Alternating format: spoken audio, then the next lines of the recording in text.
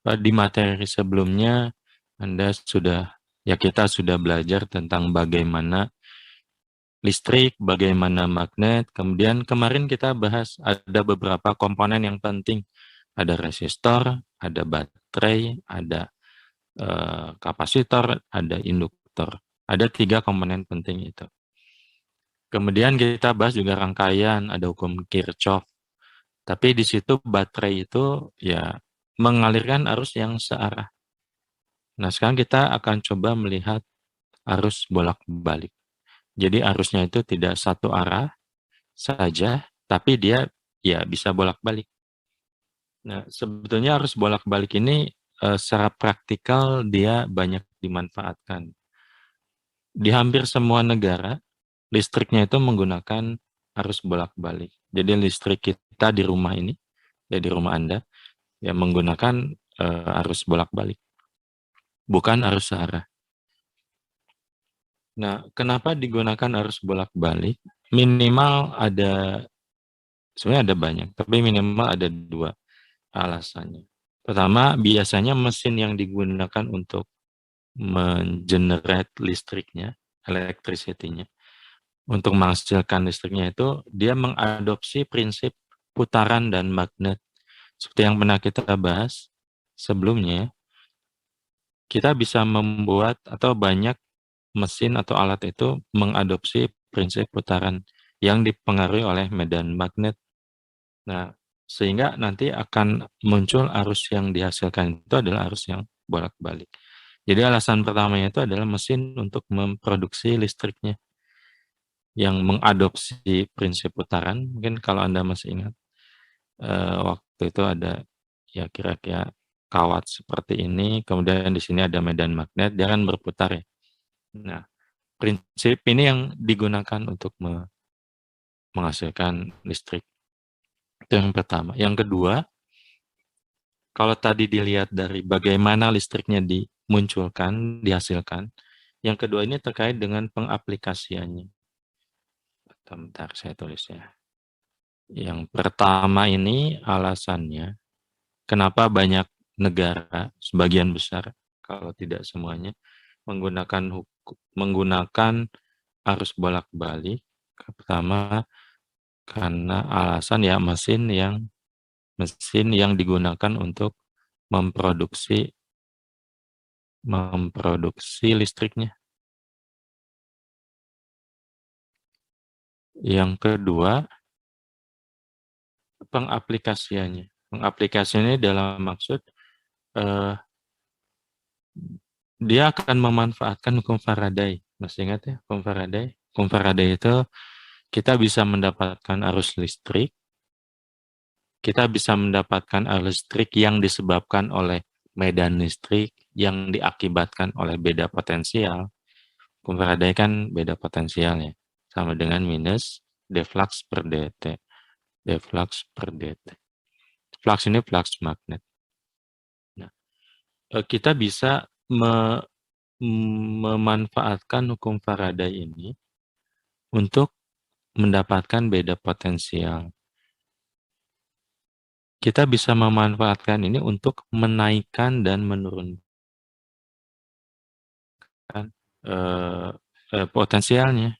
Dan ini mudah dilakukan kalau arus yang mengalir itu adalah arus bolak-balik. Jadi kita bisa memanfaatkan hukum Faraday ini, misalnya dengan mengubah medan magnetnya, sehingga nanti kita bisa dengan mudah menaikkan dan menurunkan potensial, beda potensial. Tentu ini sangat berguna ya, karena kita tahu setiap listrik, setiap alat yang membutuhkan listrik itu dia akan membutuhkan voltase yang berbeda. Nah, dengan menggunakan arus bolak-balik, kita akan mudah untuk mengubah, menyesuaikannya. Termasuk ya voltase standar yang digunakan di rumah, misalnya di Indonesia 220 volt ya. Di banyak negara luar yang lain ya 110 volt. Ini ya akan berbeda dan ini akan mudah untuk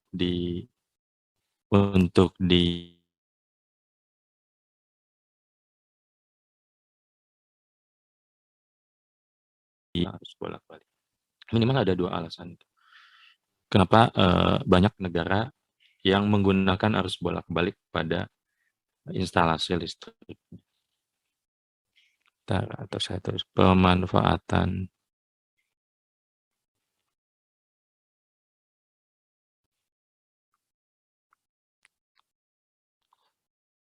ya untuk menaikkan atau menurunkan beda potensial sesuka kita. Oke ya, ini sedikit background kenapa kita menggunakan arus bolak-balik. Nah, arus bolak-balik ini, apa yang dimaksud arus bolak-balik? Kalau bicara arus, kita tidak boleh terlepas dari tegangan. Karena arus itu sekali lagi dihasilkan dari, arus itu kan muatan yang bergerak ya, elektron yang bergerak. Dia dihasilkan dari adanya medan listrik. Dan medan listrik itu ada karena adanya beda potensial. Maka kita tentu akan bicara tentang tegangan AC. Nah, untuk arus bolak-balik, kita lambangkan seperti ini. Ya sama arus arah juga, tegangan untuk arus arah juga. Seperti ini. Cuma karena dia bolak-balik, ya nilai ini itu tidak konstan. Kalau untuk misalnya arus yang searah, nilainya kan konstan ya, tegangannya konstan. Karena tegangannya konstan, medan listrik yang dihasilkan konstan, arus yang dihasilkan juga konstan. Tapi untuk yang bolak-balik, tegangannya tidak konstan. Jadi dia itu memiliki fungsi. Dan di sini fungsinya itu ya sesuai dengan sifat fisiknya. Bolak-balik. Ya kita harus secara matematis kita harus mencari fungsi yang dia bolak-balik. Yaitu fungsi sinus atau kosinus. Kalau Anda lihat sinus atau kosinus itu kan ya dia naik turun ya, bolak-balik ya seterusnya.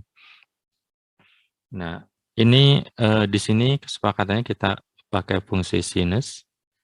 Sebenarnya sinus kosinus sama saja, hanya beda fasa 90 saja. Tapi ya di sini kita pakai sinus. Nah, ini tegangannya. Karena arusnya bolak-balik, sekali lagi tegangannya juga jadi tegangan yang bolak-balik.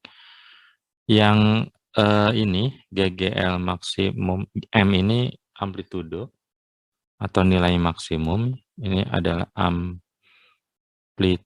Amplitudo itu kan nilai maksimum ya, nilai maksimum dari tegangan dikalikan dengan ini fungsi yang membuat dia bolak-balik. Sinus omega T. Omega ini frekuensi sudut putar loop dalam B. Sekali lagi, ini kan tadi di mesin yang dihasilkan itu menggunakan prinsip putaran ya. Karena dia berputar, maka ada frekuensi sudut. Ini frekuensi sudut loop yang ada di dalam B. Medan magnet. Kalau seperti ini, misalnya, yang kemarin kita lihat, ini B-nya. Nah, di sini kan dia berputar ya. Nah, dia akan memiliki frekuensi sudut. Kalau kita buat B-nya tetap seperti ini, flux itu kan bisa diubah dengan mengubah flux magnet itu kan B kali A ya, secara sederhana. Kita bisa ubah B-nya atau bisa ubah A-nya. Dengan dia berputar, kalaupun B-nya kita buat tetap, maka luas permukaan yang dikenai oleh medan magnet itu akan selalu berubah setiap saat. Bisa dipahami ya? Karena A itu kan dia memiliki vektor yang tegak lurus dengan permukaannya. Jadi saat posisinya tertidur seperti ini, vektornya ke atas. Kalau dia sedang horizontal seperti ini, maka dia akan ke sini. Kalau dia sedang miring ya, vektornya berbeda. Artinya luas permukaan yang akan dikenai oleh B juga akan berubah, selalu berubah. Kalau dia sedang berputar. Nah, ya perputaran ini yang dinyatakan dengan frekuensi sudut ini. Ini yang kemudian akan membuat ya nilai ininya berubah. Nilai ininya berubah. Ini kan konstan ya, nilai amplitudo konstan dikalikan sinus omega T. T ini waktu, dan setiap saat kan dia berubah ya. Nilainya akan berubah.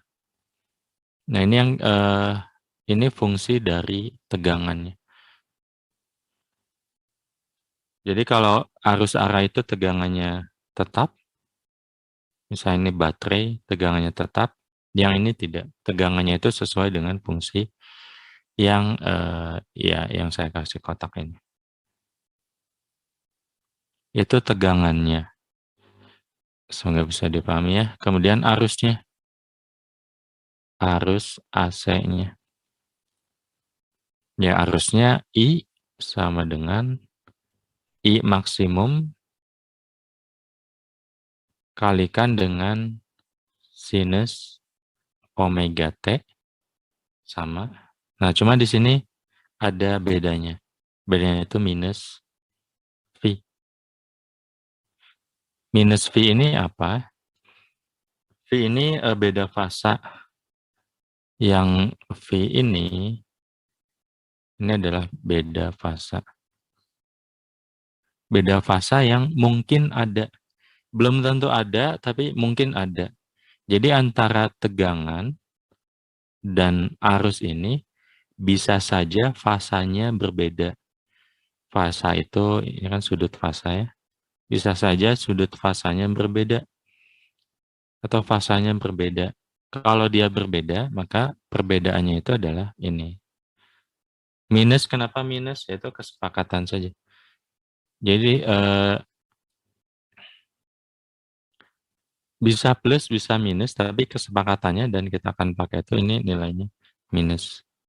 Ini kalau yang ini kesepakatan. Ya, dengan seperti ini arusnya juga dia akan bolak-balik. Karena fungsi sinus itu kan fungsi yang akan bolak-balik ya. Kalau kita lihat grafiknya. Nah, seperti ini. Jadi yang membedakan antara arus arah dan arus bolak-balik itu adalah fungsi sinusnya. Kalau arus arah ya hanya nilai konstan I maksimum saja yang sama dengan I setiap saat. Kalau di sini tidak, nilai I ini akan tergantung pada waktu omega T. Setiap saat nilainya akan berubah, akan berbeda-beda, akan berubah tergantung pada ya nanti T ini dan kalau dikalikan ya sudut ini, sudut yang ada pada ya sudut fasa untuk fungsi sinusnya. Kalau tentu kalau Anda gambarkan ya, fungsi misalnya arusnya seperti apa, ya sesuai dengan fungsinya itu adalah fungsi sinus, maka kita dapatkan seperti ini. Arusnya itu akan ada di antara ini I maksimum dengan ini minus I maksimum. Kalau kita lihat fungsi sinus itu kan antara 1 sampai minus 1. Maka kita akan dapatkan nilai arus yang seperti ini, yang bolak-balik. Tentu sekali lagi perlu diingat, minus itu, kalau Anda masih ingat hukum Kirchhoff, minus itu dalam artian arahnya yang berbeda dengan sebelumnya. Seperti kalau Anda ingat hukum Kirchhoff, kalau kita dapat nilai I yang sama dengan minus sekian, berarti kan arah loop arusnya itu terbalik dari yang kita tetapkan di awal. Nah, ini juga sama. Oke, semoga bisa dipahami. Ini prinsip dari arus bolak-balik itu nanti ditentukan oleh dua hal. Pertama oleh tegangan, satu lagi oleh ya arusnya sendiri. Dan yang penting di sini antara tegangan dengan arus AC itu, arusnya dia akan berbeda, memiliki beda sebesar minus beda fasa, minus V. Minus itu kesepakatannya, sedangkan V itu adalah beda fasanya. Yang mungkin ada, mungkin saja tidak ada, tapi mungkin saja ada. Sampai sini oke? Oke, ini prinsipnya. Sekarang kita coba lihat kalau prinsip ini kita aplikasikan pada sebuah rangkaian. Misalnya kita mulai dari yang sederhana. Ini adalah rangkaian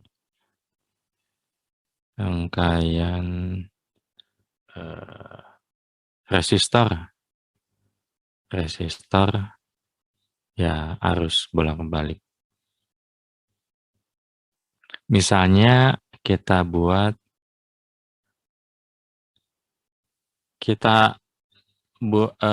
sebuah rangkaian listrik yang terdiri dari satu buah resistor dan satu buah sumber tegangan bolak-balik. Kalau sumber arus arah itu dinyatakan dengan baterai seperti ini, yang dilambangkan seperti ini, kalau untuk arus bolak-balik itu dilambangkan seperti ini. Sumber tegangannya.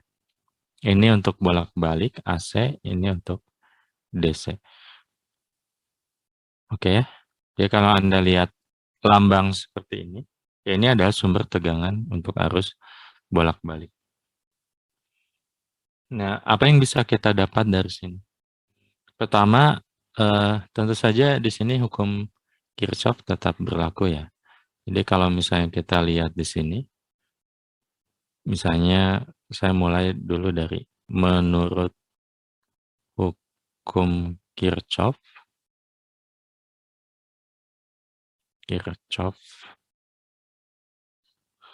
Misalnya ini titik A, maka saya tulis di sini VA. Ini sebenarnya bolak-balik ya, tapi kita bisa tulis ini.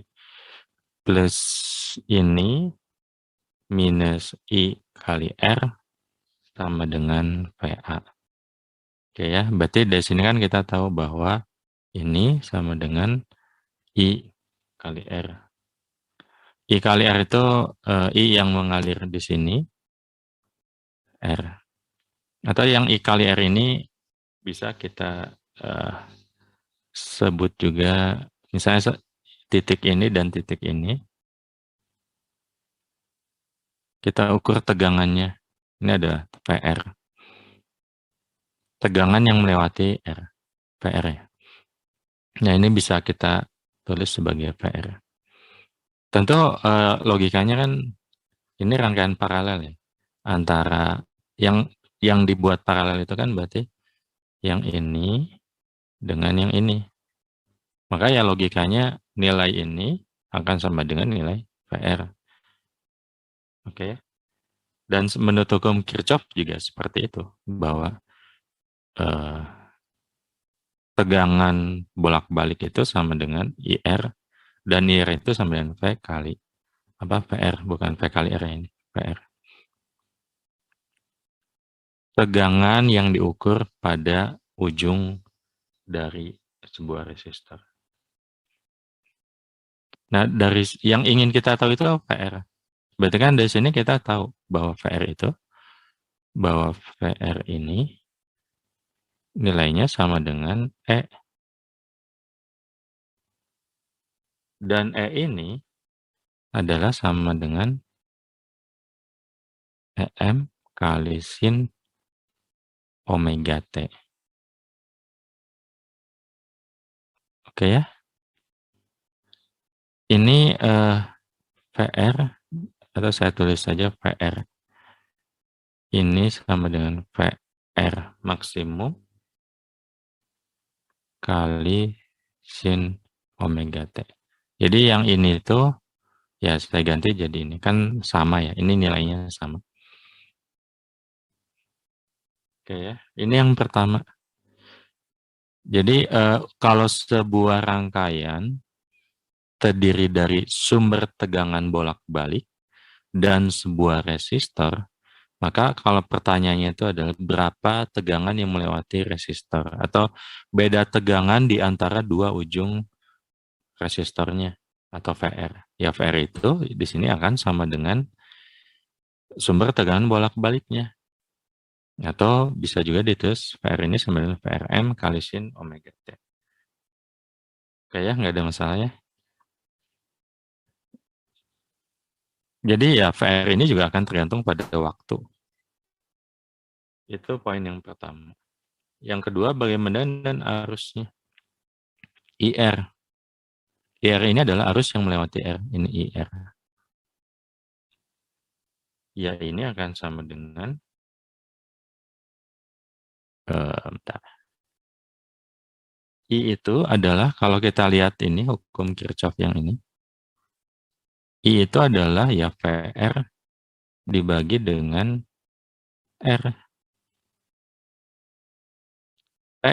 V sama dengan I kali R. Maka I itu kan V dibagi R. Yang di sini V-nya itu adalah VR, kita sebut VR. Ya, dibagi R. Atau kita bisa lihat di hukum Kirchhoff yang ini.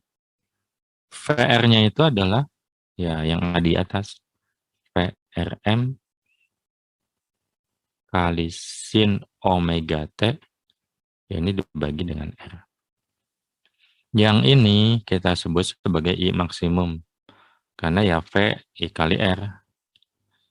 Di situ ada maksimumnya, maka kita bisa tulis ini sebagai I maksimum, ya IR maksimum, IR maksimum kali sin omega T. IR. Oke ya. Nah, sekarang kalau kita kembali ke sini, bentar. Atau harusnya saya tulis dulu ya, tegangan ini. Di sini kan dia memiliki tegangan M kali sin omega T. I-nya ini adalah I maksimum kali sin omega T minus V atau beda sudut. Kalau kita bandingkan ini dan ini, kita bandingkan ya. Kemudian kita bandingkan ini dan ini. Yang ini, yang bagian ini itu kan ada pada baterainya, sumber tegangannya. Sedangkan bagian yang ini itu kan ada pada ini, VR. Tegangan yang ada di antara dua sisi, dua ujung dari resistor. Kalau kita bandingkan, kita bisa lihat di sini. Misalnya kita bandingkan yang I-nya. Di sini I sama dengan I maksimum kali sin omega T minus ini. Sedangkan yang ini IR sama dengan IRM kali sin omega T. Kalau kita bandingkan di sini sudutnya, maka di sini kita tahu bahwa V-nya ini sama dengan 0. Ya enggak? Karena bagian yang IR ini dia tidak mengandung V, hanya omega T saja. Dan omega T ini kita dapatkan dari sini. Berarti di sini kita bisa simpulkan bahwa kalau ada sebuah resistor dipasangkan pada sebuah rangkaian yang di dalamnya ada sumber tegangan bolak-balik, maka sudut beda fasanya itu sama dengan 0. Artinya, arus dan tegangan ini dia akan berjalan pada fasa yang sama.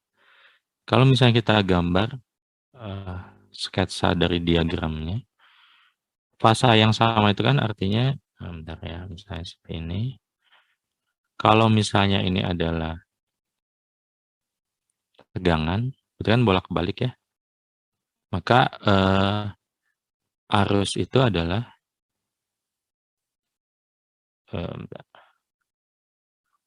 arus itu ya dia fasanya sama. Misalnya seperti ini. Fasa sama itu kan berarti dia berjalan bersamaan. Besarnya bisa saja berbeda antara P dan I, tapi ya dia fasanya sama, sudutnya sama. Dia berjalan bersamaan. Jadi saat V-nya maksimum, arusnya juga maksimum. Saat V-nya minimum, ya arusnya juga minimum. Ini kan maksud dari fasa yang sama. Kenapa fasanya sama? Ya karena ini nilai ini sama dengan 0. Berarti antara ini sudut untuk tegangan dan sudut untuk arus dia sama, omega T. Maka ya fasanya berjalan bersamaan. Ini disebut satu fasa. Satu fasa. Oke, sampai sini. Kalau kita buat diagram fasornya, masih ingat fasor apa? Ini dibahas di semester sebelumnya. Ada yang masih ingat? Diagram fasor itu fa-nya untuk fasa, fasnya untuk fasa, or-nya ini untuk vektor. Jadi kita menganggap sudut fasa itu sebagai sebuah vektor. Sudut fasa itu kan yang ini ya. Kita anggap dia sebagai sebuah vektor. Jadi kita bisa gambarkan dalam bentuk vektor. Dan operasi yang nanti kita lakukan juga bisa operasi vektor. Yang tentu tujuannya akan memudahkan. Ya kalau kita gambarkan diagram fasornya, yang ini, bentar ini. Nah ini, misalnya ini adalah tegangan VR. Panjang ini kalau kita ukur, panjang ini berarti ya VR maksimum. Ya enggak, ini kalau kita lihat panjang ini, panjang vektornya, atau panjang dari VR ini adalah VR maksimum. Yang ini adalah sudutnya, omega T. Maka yang tadi VR sama dengan VR M kali sin omega T itu bisa kita gambarkan. VR-nya yang mana ya? Ini sama dengan beda tegangan pada sumber tegangannya. Karena kalau kita lihat menurut hukum Kirchhoff, nilai ini kan sama dengan ini, atau sama dengan ini. Arus itu ya mudahnya ada tegangan dibagi dengan hambatan. Ini arus yang melewati R-nya. Karena tegangannya adalah VRM sin omega T, dibagi dengan hambatan, ya kita dapatkan IR-nya itu adalah IRM sin omega T. Artinya, sudut di antara sudut fasa ya, antara tegangan dan arus itu sama-sama omega T di sini. Sehingga beda fasanya sama dengan 0, sehingga kalau digambarkan ya seperti ini. Arus dan tegangan itu akan berjalan pada arah yang sama, walaupun nilainya yang berbeda ya. Dalam arah yang sama ini, kalau satu sedang maksimum, yang satunya juga sedang maksimum, dan sebaliknya. Kalau kita buat diagram fasornya, nilai ini akan berhimpit, I dan V itu akan berhimpit. Oke ya. Oke, sekarang kita itu rangkaian resistor dengan sumber tegangan bolak-balik. Nah, sekarang kita lihat, kalau yang kita masukkan itu bukan resistor, tapi kapasitor, apa yang terjadi? Sebelumnya kita sudah bahas kapasitor pada rangkaian untuk arus searah. Nah, kalau kita ganti resistornya dengan kapasitor, misalnya ini sumber tegangannya, kapasitor disimbolkan seperti ini ya. Nah, apa yang terjadi? Sama misalnya kita ingin tahu di sini ada VC, beda tegangan antara ujung kapasitor ini. Kemudian di sini ada kapasitor dengan kapasitansi C, dan ini ada sumber arus bolak-balik. Yang di sini, ini adalah M sin omega T. Secara umum kan seperti ini. I-nya itu adalah ya IM kali sin omega T minus Ini milik si sumber tegangannya. Nah, bagaimana kalau kita ingin tahu beda tegangan pada VC ini? Biasanya kan kalau untuk misalnya baterai ya, atau misalnya sumber tegangan itu kan kita bisa baca spesifikasinya di baterainya misalnya. Tapi kan bagian yang di luar itu, pada rangkaiannya, ya kita kan perlu hitung ya. Kita perlu tahu itu.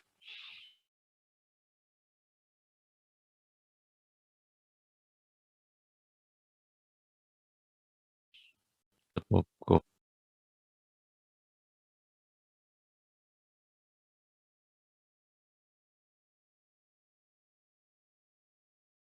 rangkaian paralel. Paralel antara ini dan kawat yang ini.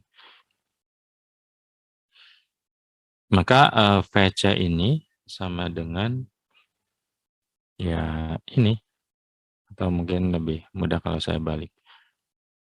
Nah, kita bisa manfaatkan itu. Jadi untuk kapasitor, kita kan nggak bisa langsung menuliskan arusnya. Karena yang di sini, yang jadi kata kunci di kapasitor adalah muatannya. Tapi kita bisa hitung, kita bisa tentukan muatan persatuan waktu. Sebelum ini, bentar. Untuk kapasitor, bentar. Ini saya hapus dulu. Di kapasitor itu kan kita tahu bahwa ini kalau misalnya diketahui kapasitansi C itu apa? C ini adalah sama dengan jumlah muatan yang dibutuhkan sehingga dia bisa memiliki beda potensial sebesar VC. Ya enggak? Nah, kalau misalnya kita ingin tahu arus itu adalah ya dq per dt. Berarti kan dari sini kita bisa tahu Q ini adalah sama dengan C kali VC. Dengan VC ini adalah yang di atas ini. Maka dq per dt ini, ya ini adalah d per dt untuk C kali VC. VC-nya akan saya tulis VCM kali sin omega T. Ini adalah arusnya. Jadi arus itu kan kita tidak bisa langsung menentukan. Kalau untuk kapasitor ya tidak bisa langsung V dibagi R misalnya kalau untuk R. Tapi kita harus lihat dari muatannya. Maka arus itu adalah ya ini dq per dt atau turunan dari ini yang saya kotakin. Ya itu tinggal kita turunkan. Kalau kita turunkan, satu sini. C itu kan konstan nih terhadap waktu, kapasitansi. Saya tulis C. VCM juga dia sebuah konstanta. VCM tidak bergantung pada waktu. Maka yang ada sisa tinggal ya turunan dari sin omega T. Turunan sinus itu adalah cos omega T dikali dengan turunan terhadap waktu dari apa yang ada di dalam fungsi sinusnya ya. Berarti ini adalah omega. Masih ingat ya? Nah, maka kita dapatkan arusnya itu adalah ini. Ini adalah arusnya. Atau kalau mau, kalau kita ingin membandingkan dengan yang ini, ya kita bisa modifikasi sedikit. Misalnya cos ini, di sini kan pakai cos ya, sedangkan di sana pakai sin. Cos omega T itu nilainya sama dengan sinus omega T plus 90 derajat. Betul ya? Maka yang ini, yang I ini, saya akan ganti dengan menggunakan sinus. Berarti ini, bentar. C, V, C, M, omega. Sinusnya, cosnya saya ganti jadi sinus omega T plus 90 derajat. Oke ya, ini nilainya sama. Nah, yang bagian ini, kalau kita ingin ganti ini menjadi I maksimum, kita perlu lihat bahwa harusnya kan sebelah sini I maksimum ya. I maksimum. I maksimum itu ya sama dengan ini. C kali VCM kali omega. Tapi di sini kalau Anda perhatikan di sini ada V. Sedangkan secara umum I itu adalah V dibagi dengan R kan. Nah, V-nya ada di sini, V-nya ada. Tapi di sini ada sisa C dan omega. Apa C dan omega itu? Ini adalah ini 1/R-nya. Jadi kita buat ini adalah VCM, sedangkan C dan omega itu adalah kita kenal atau kita sebut sebagai XC. Tentu di sini Anda bisa lihat XC ini nilainya akan sama dengan 1/omega C. Kalau ini saya masukkan ke atas ini, maka dia kan akan balik lagi ya. Akan jadi ya C VCM omega. Atau ya VCM kali omega C. Kan sama kan seperti ini. Nah, tapi kan secara konsep, nilai I itu adalah tegangan dibagi hambatan. Maka yang ini, yang dalam kotak ini, akan saya tulis seperti itu. Tegangan VCM dibagi hambatan.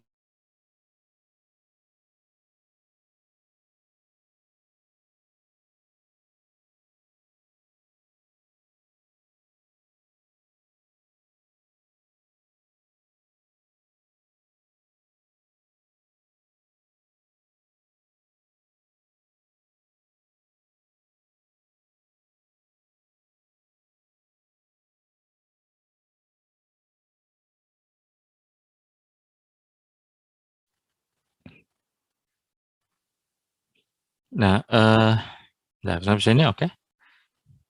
Jadi kita bisa dapatkan tegangannya, ini VCM-nya. Kita bisa dapatkan juga arusnya atau IC-nya.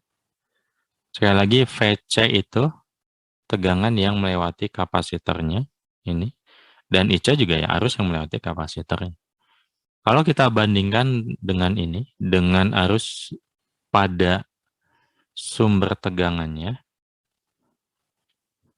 di sini kita bisa lihat. Untuk tegangannya ya ini, kita bandingkan dengan ini. Sama. Tapi untuk arusnya, ini bisa kita lihat, atau saya tulis ini ya. Ini adalah IC ini adalah IC maksimum. Ini IC maksimum. Bentar, ini. Biasanya huruf besar sih, tapi nggak masalah. Kali dengan sin omega T plus 90 derajat.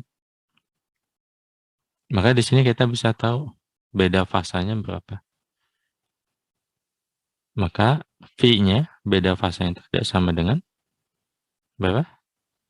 Minus 90 derajat. Di sini kan ada minus ya, minus. Di sini plus. Berarti kan ini V ini kan jadi minus 90 ya, karena ada minus di situ. Maka ini menjadi beda fasanya itu adalah minus 90 derajat. Artinya apa? Artinya arus ini dia akan mendahului tegangan sebesar 90 derajat. Minus itu kan kalau digambarkan dia ada di sebelah kirinya. Atau bentar, kalau saya gambarkan, kalau kita gambarkan misalnya, bentar. Kalau kita gambarkan seperti ini,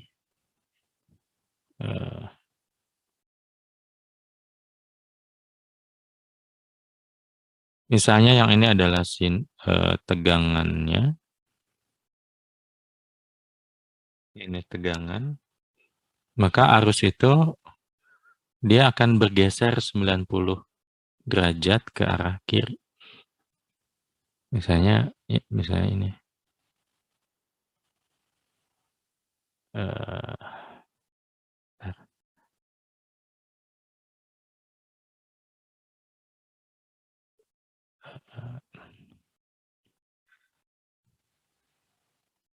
Misalnya jadinya seperti ini.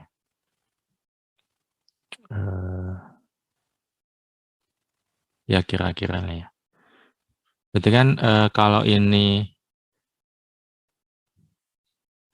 awal untuk si tegangan, maka awal dari arus itu bergeser 90 derajat.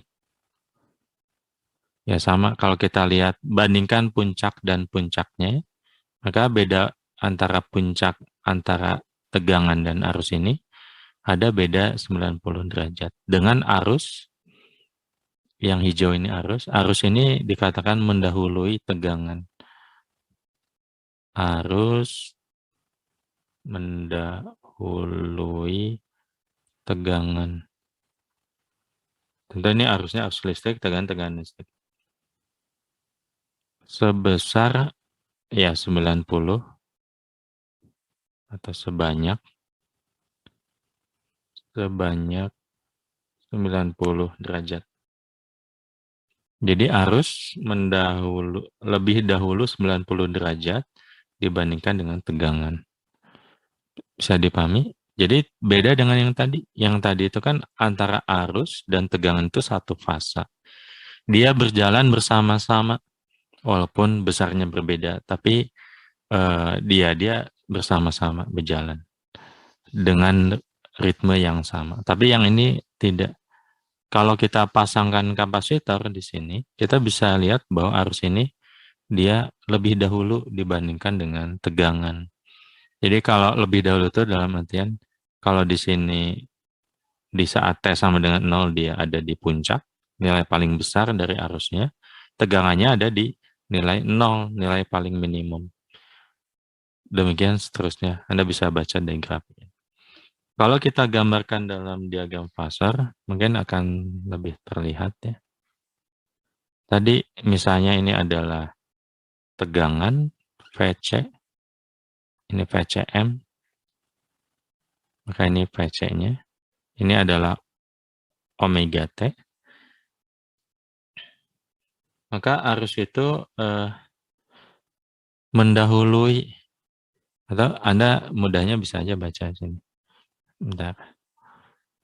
Tegangan itu ini, sudutnya omega T, sedangkan IC itu sudutnya omega T plus 90. Tolong jangan bingung ya. Kalau dinyatakan dengan V, ini minus 90. Tapi kalau kita lihat ini adalah ya I itu omega T plus 90. Karena ada minus ya, karena di kesepakatannya di awal ini omega T minus V. Maka V itu di sini ada minus 90. Kalau dilihat sini, omega T ini, berarti omega T plus 90, ya ini omega T plus 90 ini.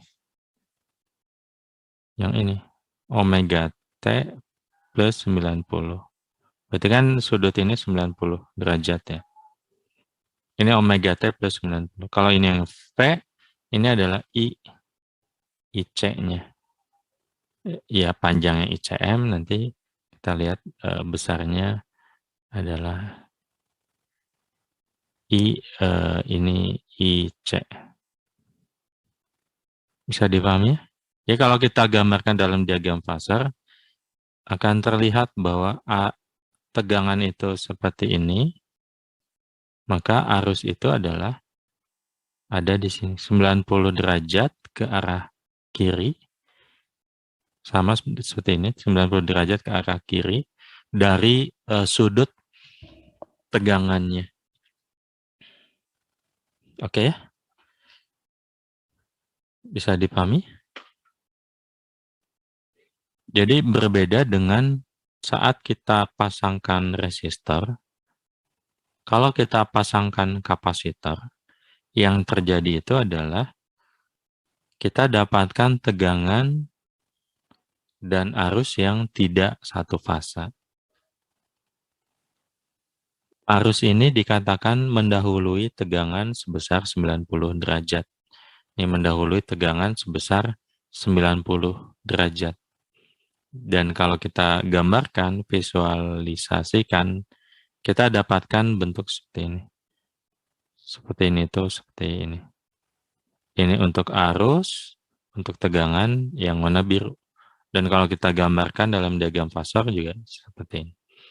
Ada perbedaan sudut fasa antara arus dan tegangan. Oke ya.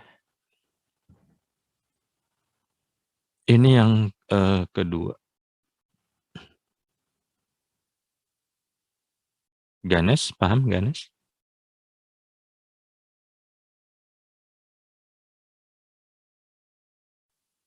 Masih ada Ganes?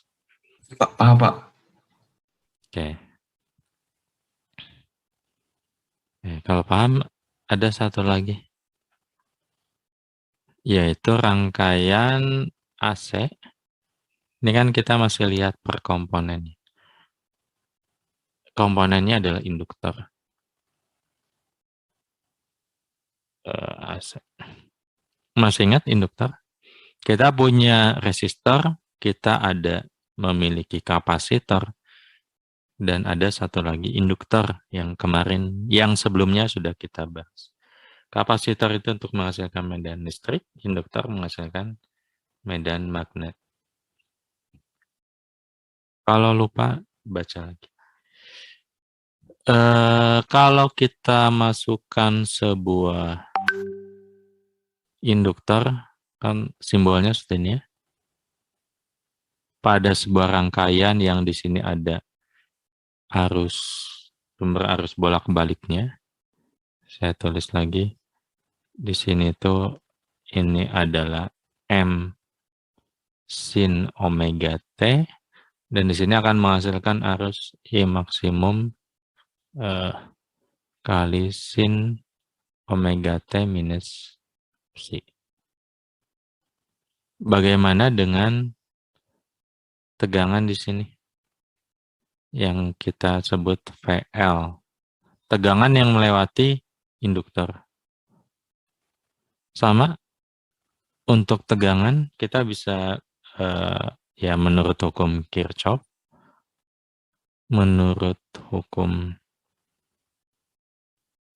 Kirchhoff, maka VL ini nilainya sama dengan GGL, sumber tegangannya. Anda bisa, ya kita bisa lakukan seperti ini. Masukkan hukum Kirchhoff-nya seperti ini. Tapi di sini saya akan langsung ke sini. VL itu sama dengan GGL-nya.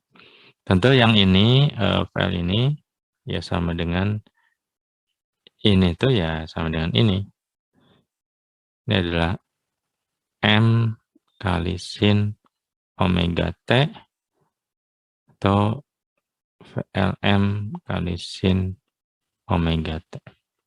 Untuk tegangannya, ya kita dapatkan seperti ini. Sama. Bagaimana dengan arusnya? Nah, yang akan agak berbeda itu arus. Kalau Anda masih ingat induktor itu kan dia memiliki beda tegangan ini sama dengan minus L dI per dt. Minusnya ini menunjukkan arah. Kalau kita ingin tahu I-nya, berarti ya dari sini dI per dt. Kalau saya ingin lihat besarnya saja, ini omega dibagi dengan L. Omega, maaf. GGL dibagi dengan L. Dengan GGL ini, ya ini. Dan ini sama dengan VL.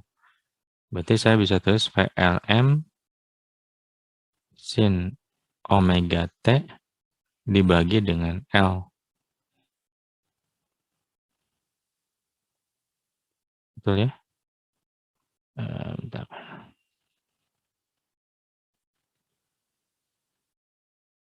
Nah, bagaimana ini kan ini masih DI per DT. Kalau saya ingin tahu I, ya integralkan saja itu.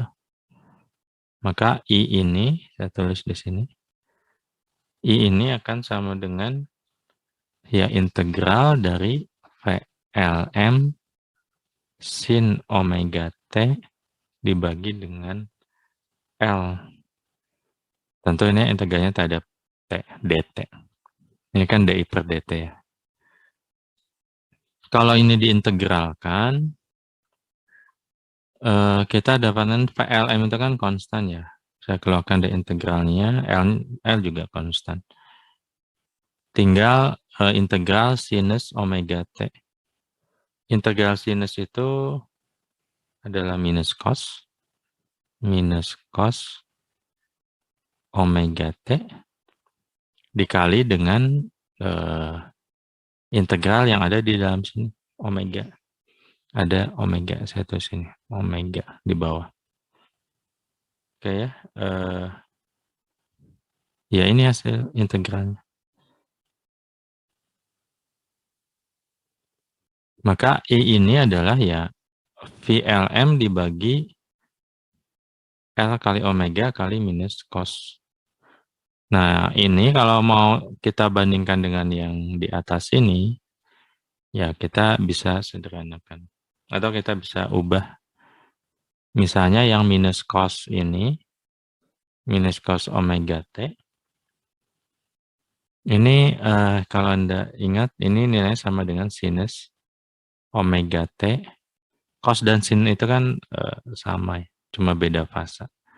Ini beda fasanya minus 90 derajat. Nanti silakan dicek lagi. Ini bisa kita masukkan ke sini sehingga kita dapatkan fungsi sinus. Dan yang bagian ini sama dengan yang sebelumnya. Bahwa VLMI itu adalah prinsipnya adalah V dibagi hambatan. Maka di sini dalam konteks ini adalah VLM dibagi omega L. Omega L ini kita sebut XL. X ini sebanding dengan hambatannya. Seperti di atas, XC itu juga sebanding dengan hambatan. Dan di sini kan kita tahu XL ini sama dengan omega L. XL ini yang disebut sebagai reaktansi.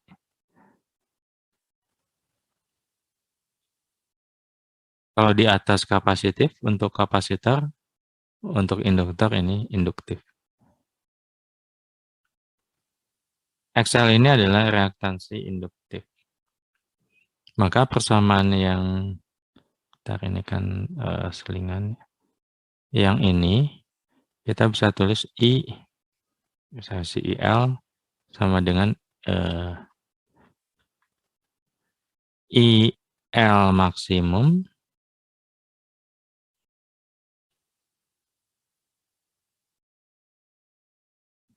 kalikan dengan sin omega T minus 90 derajat. Dengan catatan IL maksimum ini sama dengan PL maksimum dibagi XC. Dengan XC-nya itu omega L. Oke ya. Ini juga penting. Ya kita dapatkan persamaan seperti ini. Kalau Anda atau kalau kita mau bandingkan dengan yang ini, saya ke atas ini, IL ini adalah IL maksimum kali sin omega T minus 90. Maka dari sini kita dapatkan ya sudut fasa, beda fasa. Kalau ditanya adalah V-nya ini sama dengan 90 derajat. Beda fasanya 90. Artinya arus ini dia akan tertinggal sebanyak 90 derajat dari tegangan. Kalau kita gambarkan di sini.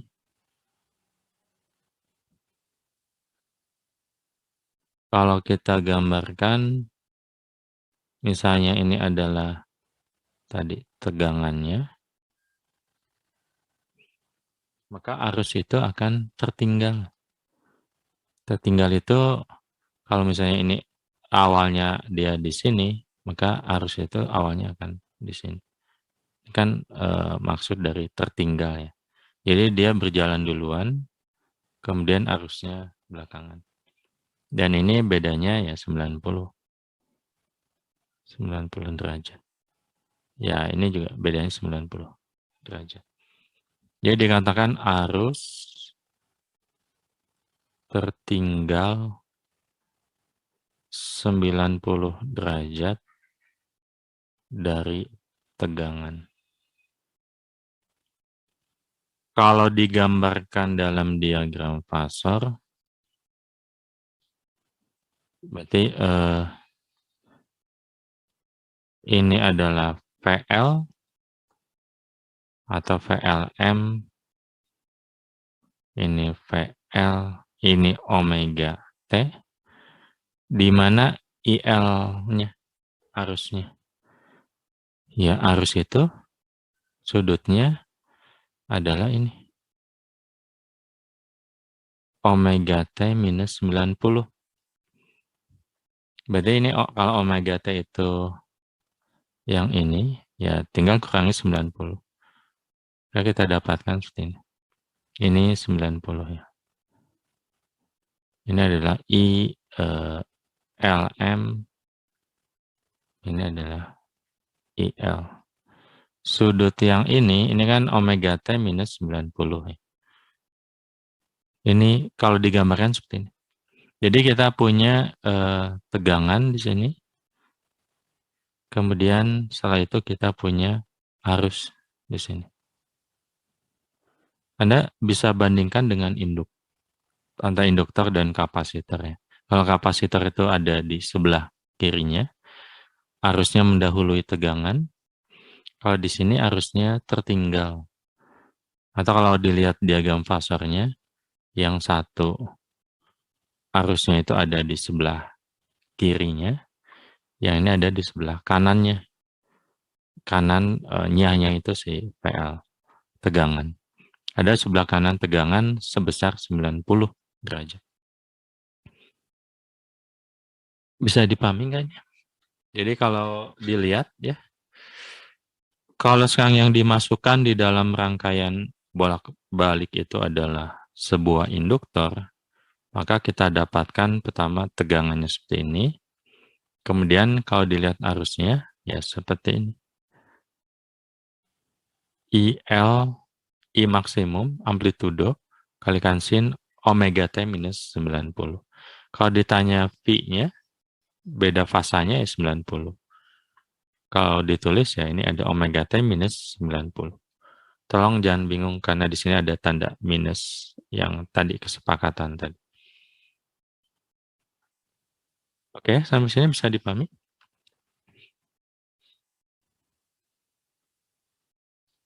Jadi kita punya apa? Kita punya tiga, ya, kita sudah tahu sekarang ada tiga ciri.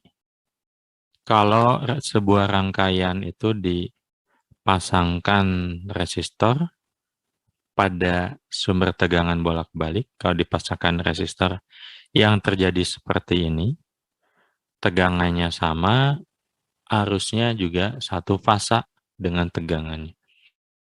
Kalau yang dirangkaikan adalah kapasitor, kita dapatkan seperti ini. Tegangannya sama dengan sumber tegangannya, sedangkan arus yang mengalir melewati kapasitornya itu adalah, ya ini, memiliki beda fasa sebesar minus 90. Atau kalau ditulis ini sin omega T plus 90. Sehingga arus itu akan tidak sefasa dengan tegangan. Arus itu akan mendahului, dikatakan seperti itu ya, mendahului tegangan sebanyak 90 derajat. Kalau digambarkan dalam diagram fasor, seperti yang terlihat di gambar yang di kanan. Itu kalau kapasitor. Kalau induktor, ya seperti ini. Kita dapatkan tegangan di antara dua ujung induktor itu sama dengan tegangan pada sumber arus bolak-baliknya, sedangkan arusnya itu memiliki beda fasa sebesar 90 derajat. V-nya 90 derajat. Kalau kita tulis, ya ini adalah sin omega T minus 90 derajat. Artinya di sini tegangannya itu duluan atau arusnya tertinggal sebanyak 90 derajat. Dan kalau kita gambarkan dalam diagram fasor seperti yang terlihat pada gambar yang kanan. Di sini ada muncul istilah baru ya. Ada reaktansi induktif atau XL. Yang ini XL ini sama perannya seperti resistor hambatan. XL ini sama dengan omega L. Kemudian di sebelumnya kita ada reaktansi kapasitif XC. Sekali lagi XC ini perannya sama dengan resistor ya. XC ini sama dengan 1 per omega C. Ini juga perlu diingat dan dipahami. Oke, sampai sini bisa dipahami?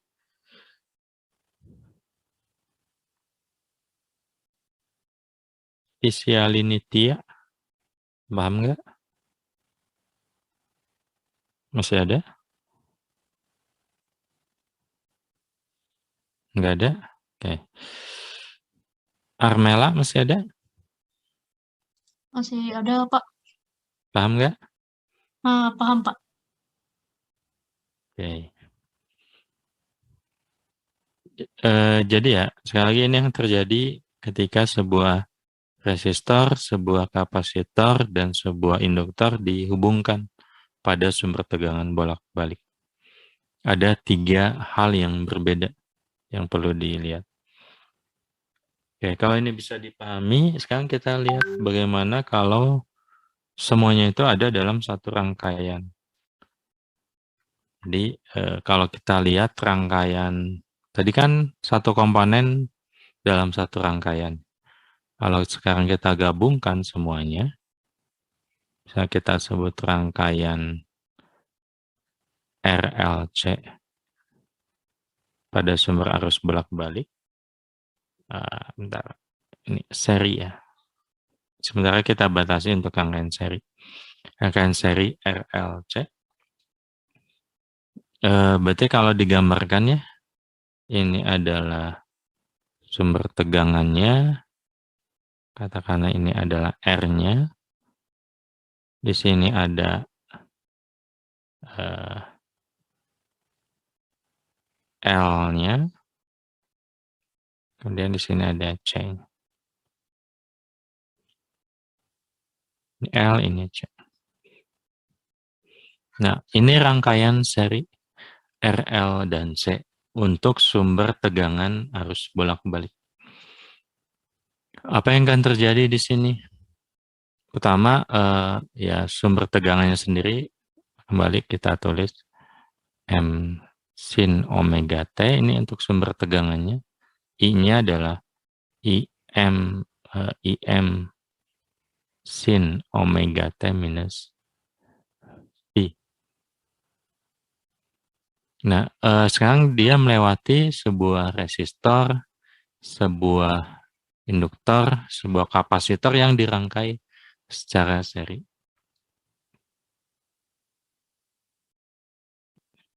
Kita bisa dapatkan hubungan antara R, L, dan C ini dengan melihat 3 sifat ketika dia dihubungkan masing-masing. Misalnya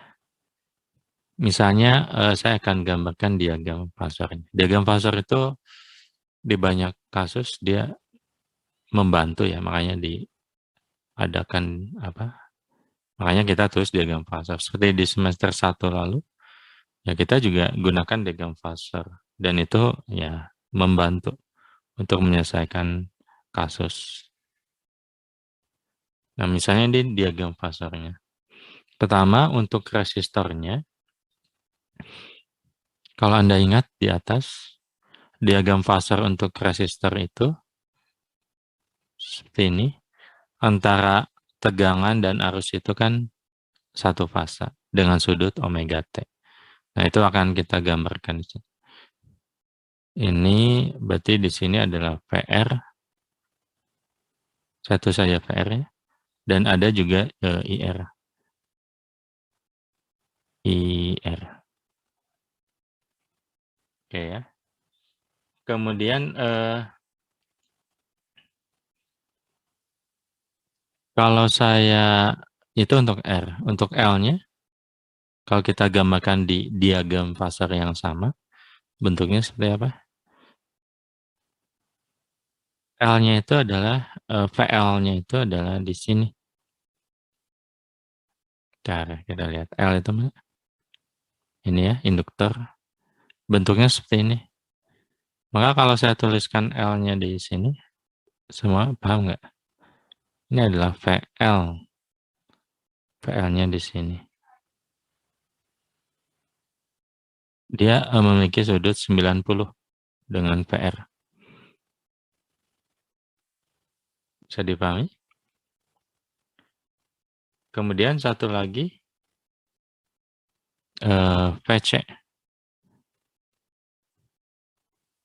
VC.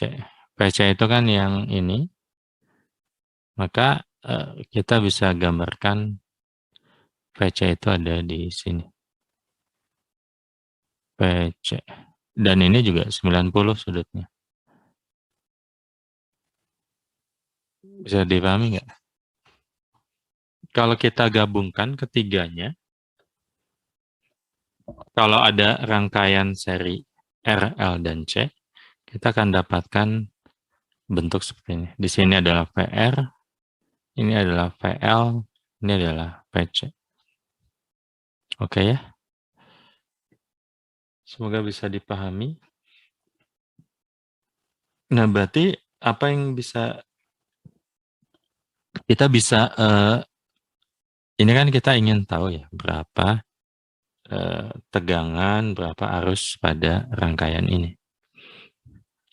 Dan dengan menggunakan diagram Fuzzer seperti ini, kita akan dapatkan bentuk seperti ini. VR itu ada di sini, misalnya ini adalah omega T, yang ini adalah VL, yang ini adalah VC. Nah, kita dia kan diagram Fuzzer ya, diagram. Berarti kan kita perlakukan sebagai sebuah vektor. Di sini kita dapatkan VL itu yang ini dengan VC itu yang ini. Dia kan dalam satu arah ya. Artinya bukan satu arah. Dia ada dalam arah yang berlawanan. Jadi yang satu ke sana, yang satu ke sini. Berarti secara vektor dia dikurangi. Bentar. Ini kan kalau digambarkan ya satu, kalau pakai tanda panah ya, satu ke sana, satu ke sini. Yang satu ke sini. Berarti antara ini dan ini, karena dia saling berlawanan arahnya, maka dia harus dikurangi. Maka kalau saya kurangi itu, kemudian saya gambar ulang, ini akan tergantung mana yang lebih besar, apakah VL ataukah VC. Kalau katakanlah yang lebih besar itu adalah VL, maka VL min VC itu kan hasilnya seperti ini ya. VL-nya misalnya VL minus VC. VL-nya 10, VC-nya 8, berarti kan sisa 2 ya. 2 itu kan berarti ya ada di arah VL. VL yang menang. Maka katakanlah gambarnya jadi seperti ini. Yang ini, yang kecil ini adalah VL min VC. Oke ya. Ini yang nah ini yang ini. VL min VC. Maka kalau kita kan ingin tahu berapa V gabungannya. V gabungannya itu ya ini. Ini kan sudutnya 90 ya. Ya kita perlu jumlahkan vektor VR dan VL min VC-nya. Secara sederhana kita bisa dapatkan kalau ini dijumlahkan secara vektor, maka hasil penjumlahannya itu, saya perbesar dulu. hasil penjumlahannya itu kan adalah ya yang ini.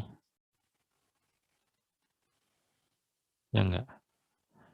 Ini adalah hasil penjumlahan dari vektor VL, vektor VL, dan vektor VC. Pertama kita jumlahkan dulu VL dan VC, kemudian dengan VR. Tentu dijumlahkan secara vektor ya, makanya di sini ada tanda negatif. Dan yang warna merah ini adalah gabungannya.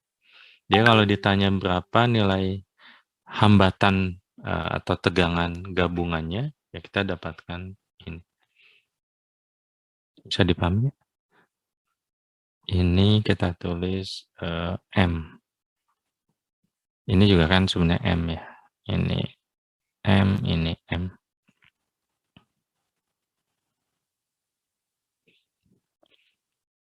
Bentar. Berarti ini kan bisa kita lihat sebagai sebuah segitiga ya. Maka kita tulis VM kuadrat sama dengan VR kuadrat tambah VL min VC kuadrat. Ini kan rumus Pythagoras. Maka kita dapatkan nilai ini maksimum. Oke ya, bisa dipahami. Dan ini juga sebanding dengan nilai tegangan. Nilai hambatan. Kenapa sebanding dengan nilai hambatan? Karena kalau kita lihat, tegangan itu kan arus dikalikan hambatan. Jadi yang ini kan arus dikalikan hambatannya. VR itu adalah IR kali R.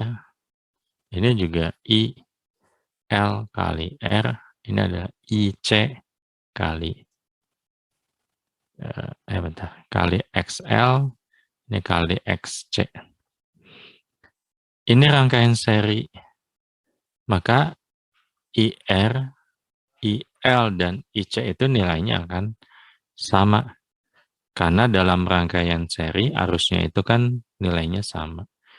Maka diagram ini juga berlaku untuk hambatan.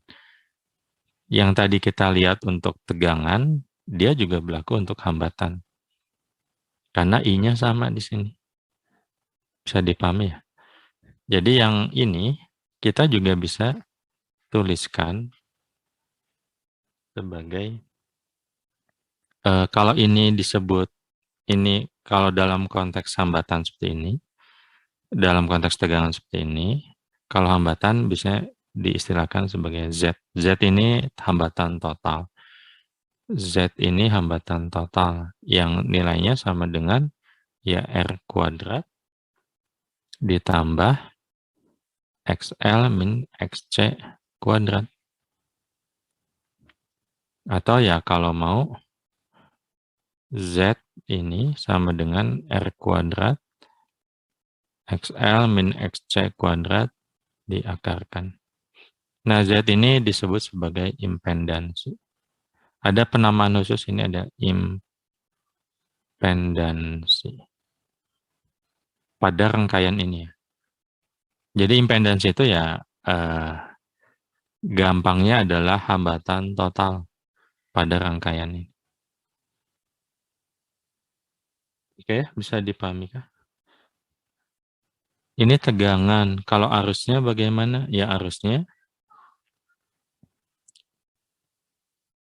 itu adalah tegangan dibagi dengan hambatan.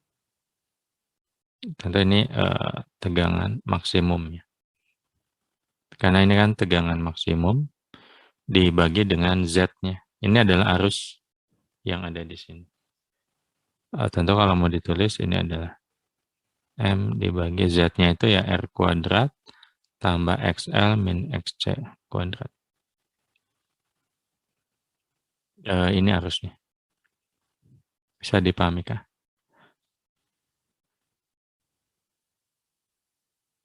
Jadi untuk Untuk rangkaian seri RL dan C, pertama sumber tegangannya tetap seperti ini.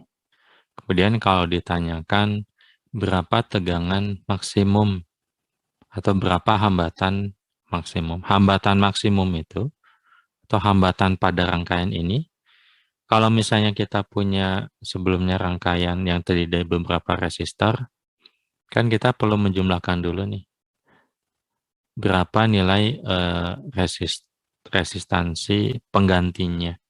Nah, di sini juga pada prinsipnya sama. Kalau ada RL dan C, kita harus cari tahu dulu. Disebut impedansi atau Z. Nah, Z-nya ini adalah sama dengan, berarti kan total hambatannya, R kuadrat tambah XL min XC kuadrat. Dan ini kita dapatkan dengan mudah dengan menggunakan konsep fasor. Tanpa menggunakan ini, ya kita bisa dapatkan tapi akan lebih sulit. Caranya akan jauh lebih sulit.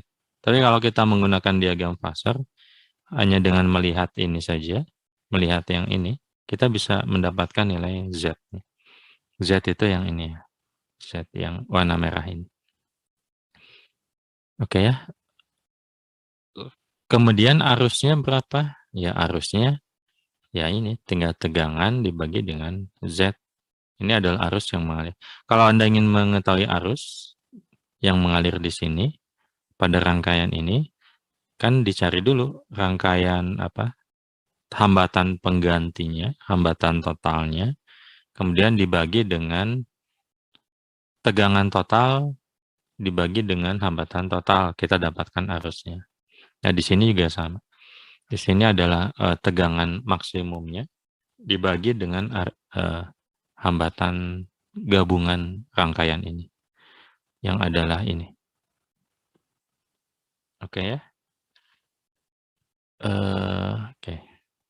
Satu lagi kalau ditanya, ini tuh sudutnya berapa? Ini kan ada sudut nih.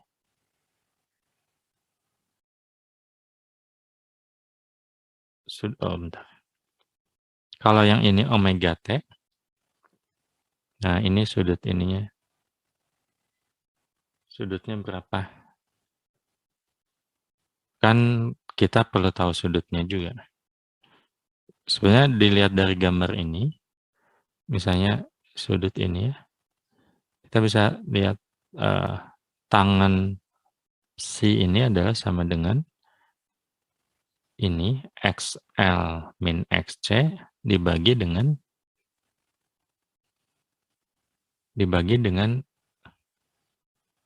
R.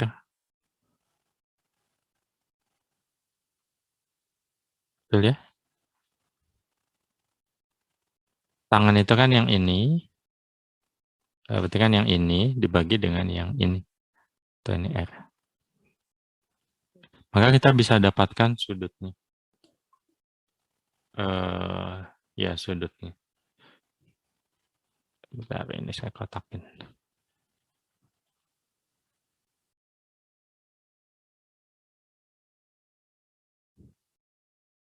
Oke, bisa dipahami sampai sini? Atau bingung?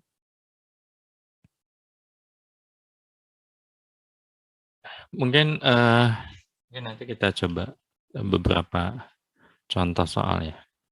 Tapi secara prinsip, kalau ada rangkaian seri RL dan C, kita dapatkan bentuk seperti ini. Ada hambatan total yang disebut impedansi, yang itu adalah Z, yang adalah sama dengan R kuadrat tambah XL min XC kuadrat.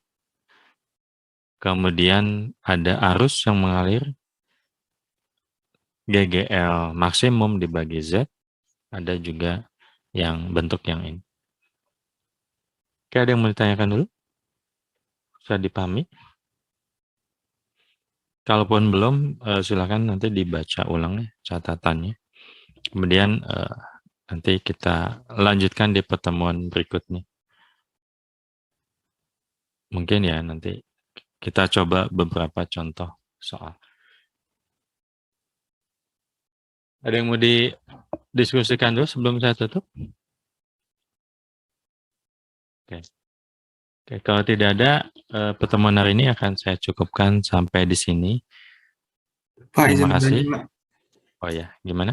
Ya, untuk absen Senin kemarin bagaimana, Pak? Ya, jadi selama intinya ya seperti saya katakan, kalau nggak ada kuliah berarti kan absennya tidak ada. Oke. Tapi karena kemarin ujian, mungkin nanti akan ada absen ujian, akan diambil, kita kan ada kuliah di pekan itu, nanti akan dimasukkan ke salah satu hari di pekan itu. Nanti saya coba diskusikan juga ya, apakah itu dianggap, Anda kan ikut ujian nih, ikut ujian itu apakah masuk ke absen Senin dan Jumat sekaligus 2 hari itu, atau salah satunya. Karena kan itu kesepakatan dari TPB-nya ya dan fisika.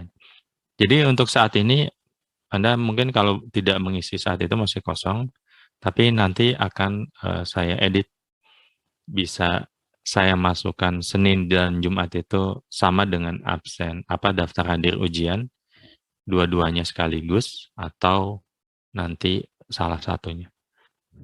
Begitu? Terima kasih, Pak. Ya. Ada lagi yang lain?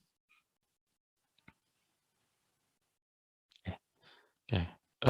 Kalau tidak ada, seperti yang tadi dikatakan ya, hari ini kuliah, Kamis itu belum ada tutorial, ya mungkin libur lah untuk Anda karena udah ujian.